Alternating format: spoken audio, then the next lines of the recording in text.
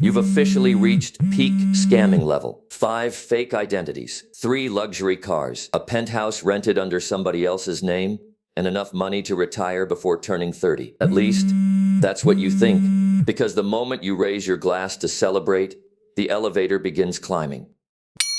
Floor 42. Nobody should be coming up here. Floor 43. Your smile disappears. Floor 44. Then the power cuts out. Federal agents, open the door. Yeah, you're finished. But how did someone who began by stealing lunch money end up being hunted by the federal government? Let's go back to rank 1. At 11 years old, you discover your first superpower. You can lie without blinking. It starts at school. You tell the younger kids that the vending machine has a secret VIP mode. Give you $1, and you'll activate it. There is no VIP mode. You simply kick the machine until a snack falls out. Can I get the chocolate bar? VIP members don't choose the snack. The snack chooses them. Somehow, they believe you. By Friday, you've earned $23, 4 juice boxes, and a reputation. Then a teacher catches you. Are you taking money from students? No, I'm providing vending machine consultancy. You get detention, but something inside you has changed. You're not embarrassed. You're impressed. You've unlocked rank 2. At 16, the internet becomes your new playground. You make an account claiming you can sell rare items from a popular video game. Your profile picture is a rich-looking cartoon wolf wearing sunglasses, obviously trustworthy. A buyer messages you. Do you really have the limited edition sword? Of course, Can you show it to me? I would, but it's so rare that screenshots reduce its value. That sentence makes absolutely no sense. But the buyer sends you $30. You block them immediately. For 10 glorious minutes, you feel like a criminal mastermind. Then your mother walks in. Why is someone named Dragon Destroyer 92 calling the house? You learn an important lesson. Small scams create big drama. So instead of stopping, you decide to become harder to find. By 19, you understand that the real weakness isn't technology. It's people. You become whoever the situation needs. To one person, you're a struggling student. To another, an ambitious entrepreneur. On social media, you're somehow both a self-made millionaire and a humble survivor. You post motivational quotes beside rented sports cars. Remember, poor people sleep 8 hours. Winners only sleep during software updates. Thousands follow you.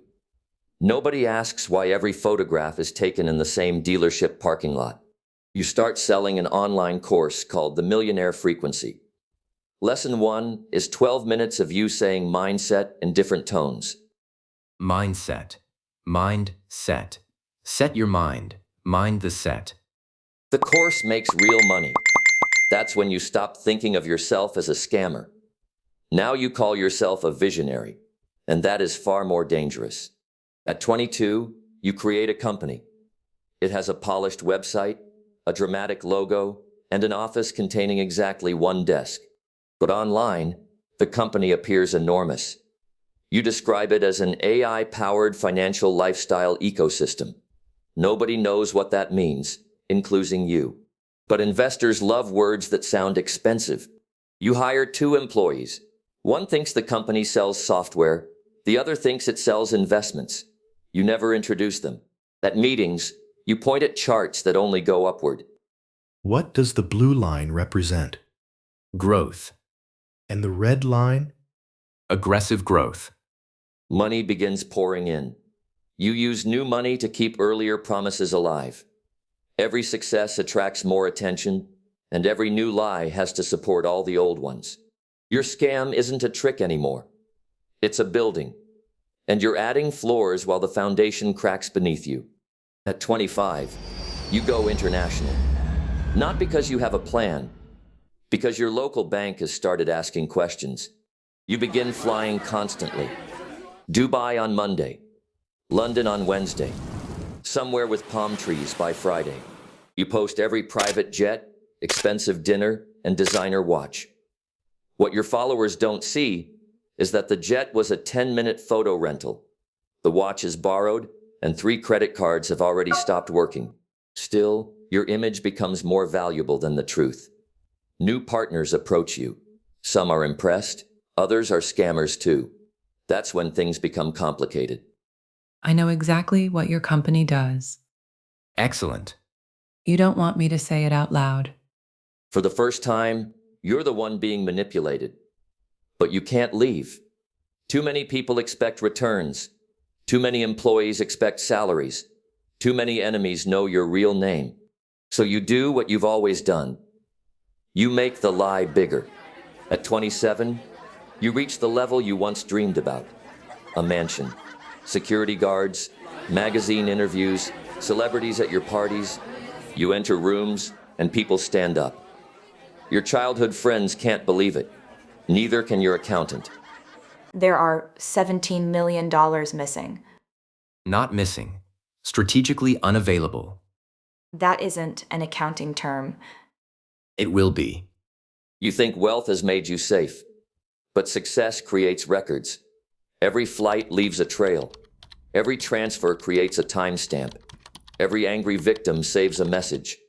Every employee remembers something. And while you're buying another car to impress strangers, a group of people you've never met is quietly reconstructing your entire life. You don't know their names, but they know every one of yours. The collapse begins with one tiny mistake. A former employee keeps copies of documents you assumed were gone. A victim compares notes with another victim, then another. Your business partner disappears. Your accountant stops answering. Your bank freezes an account. You tell everyone it's a technical problem. Then another account freezes. Authorities are investigating allegations involving the prominent entrepreneur. Turn that off. You post a video claiming your enemies are afraid of your success.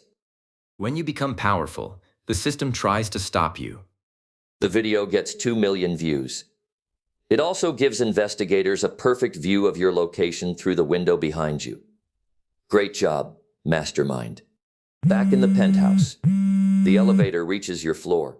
You grab the emergency bag you always keep nearby. Cash, passports, a phone. You race toward the private staircase. Locked. You try the service exit. Agents are already there. For years, you escaped consequences by acting confident. So when the door crashes open, instinct takes over. There must be some misunderstanding. Which name should we put on the paperwork? That's a difficult question. You have so many. They lead you past the marble counter, the imported furniture, and the giant framed photograph of you standing beside a car you never actually owned. Outside, cameras flash. For the first time in your life, everybody wants your real story. And you have nothing convincing left to say. Your penthouse disappears.